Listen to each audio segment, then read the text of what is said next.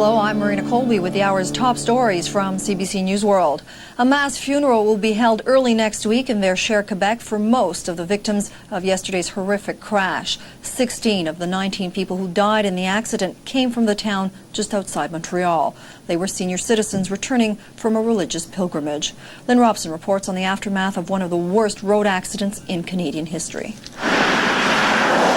This is all that's left at the scene of the accident. A singed patch of asphalt, a few red warning flags, and the horrible, lingering stench of tragedy. 19 people died here yesterday when a pickup truck and a minibus collided head-on at high speed.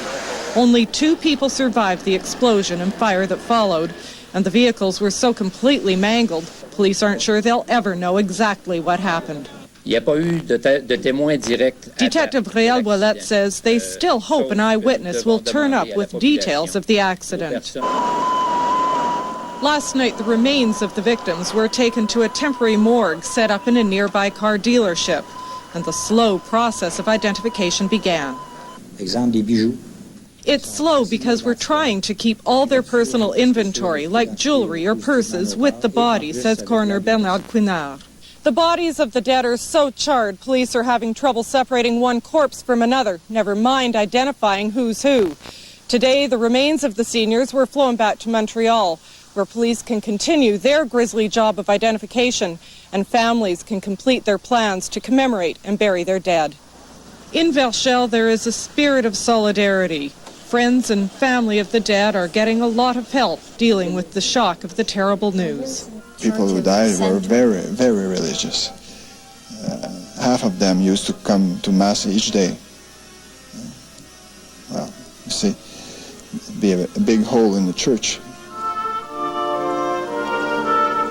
A special memorial service has been organized for tomorrow, and there are plans for a mass funeral next week.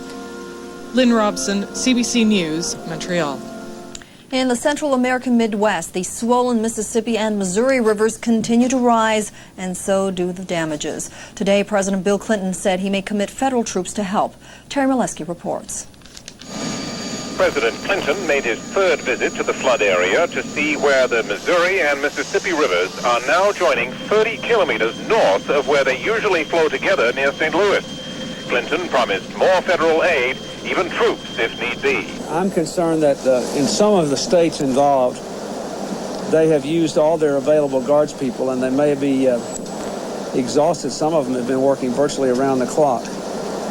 And I think that we need to look at either bringing in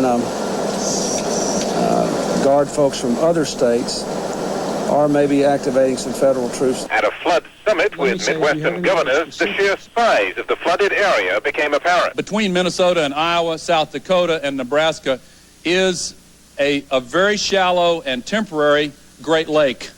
It is as if another Great Lake has been added to the map of the United States. At Quincy, Illinois, the disaster suddenly became even worse overnight when a barge hit a fuel tank and the river was briefly on fire. The barge had broken away from its moorings when, despite intense efforts to shore it up, a levee gave way. That breach also closed the only bridge between Quincy and the Missouri side of the river.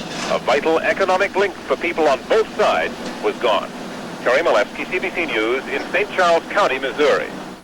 Iraq's President Saddam Hussein delivered a harsh attack on the United States today. He did so on the eve of talks with the United Nations over a dispute about weapons monitoring. Martha Teichner of CBS News is in Baghdad. Today, Iraqis heard the toughest talk from Saddam Hussein since George Bush left office. With the UN negotiations on hold till tomorrow, he gave the first public signal they might fail. Saddam accused the United States of arrogance, calling it an evil Satan conspiring to destroy Iraq, and said the way to get sanctions lifted is not by begging. He urged the Gulf War allies to abandon the United States and said American tyranny couldn't last forever. Today was the 25th anniversary of Ba'ath Party rule in Iraq, and Saddam's supporters were in tune with their leader. Saddam Hussein's hang tough message, wrapped in religious rhetoric, sounds to Western ears like a potential miscalculation, but his confrontations with the West, like the current one, may actually be calculated to serve his own domestic purposes. In sanctions-strapped Iraq, Economic pressure means political pressure on Saddam's regime. But a leader defending his people against an imperialist aggressor becomes a hero. Independence Day fireworks lit up the skies of Baghdad tonight. They were an eerie reminder of another kind of fireworks that Iraqis can expect if Saddam Hussein refuses to compromise in his latest showdown with the UN. Martha Teichner, CBS News, Baghdad. Egypt hanged 5 more people today. They were convicted of attacking tourists and attempting to kill the country's information minister. The hangings are part of Egypt's attempt to crack down on militant Muslims. 14 people have been executed since October. And that's the latest from CBC Newsworld. I'm Marina Kolbe. We'll have more news later. Coming up next, we return to The Passionate Eye, the Vietnam documentary Mills of the Gods.